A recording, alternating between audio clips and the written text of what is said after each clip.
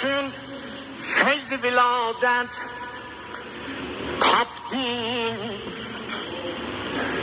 تبدی چون فیض ولادت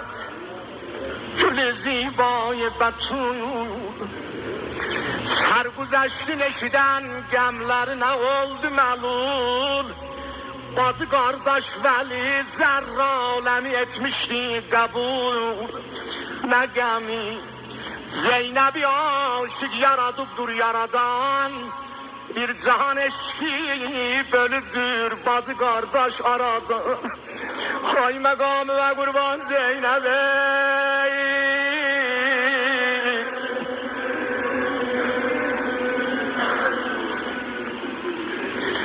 امیدوارم بوره ای گرفتار بلاوی درد دل را دستگیر گردوای درد خواه دامن زینب بگیر belə yorgunam ama امیدوارم xanım binler mənə kömək elə istədim ağalardan oxuya bu belə cəmat bura bir kez qala Gül Zəhranı görüb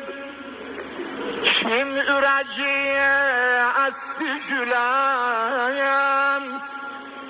Gül Zəhranı görüb kim ürəci əsti güləm Bülbülün xirələnib dideyin sər Bülbülün xirələnib dideye sərməsti güləm Verdiler elden ala gül yetişib dəstə güləm Gözlerin açmadı, məşuq səsindən tanıdı Bazı qardaşı müəccər nəfəsindən tanıdı Şəndə dəmağlı qardaşı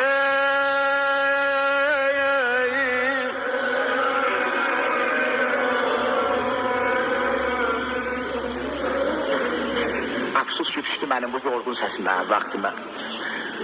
Qoy bir də deyim, Gülü Zəhranı görüm Gülü Zəhranı görüb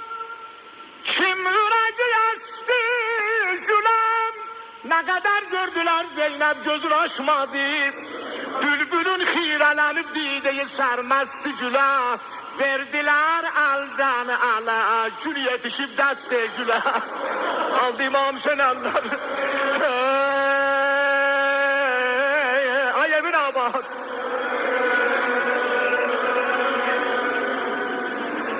Qurbanam o söz səhvilərin ağalaram Gör bacının nə qədər məhəbbəti var qardaşım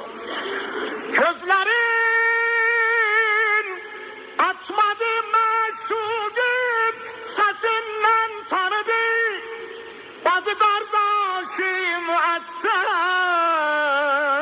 müəttər Nəfəsindən tanıdı Ulamaz Açdı Zeynep'sim Hüseyin'in gözüne gözlerini Gördü bazar məhəbbətdə Gəzən müştərini Tapdı zərralemi Təsbih diyen dilberini Kundağından çıkadı bellerin etdi əcələ Kundağından çıkadı bellerin etdi əcələ Eşk sodasına verdi bazı qardaş ələlə Selam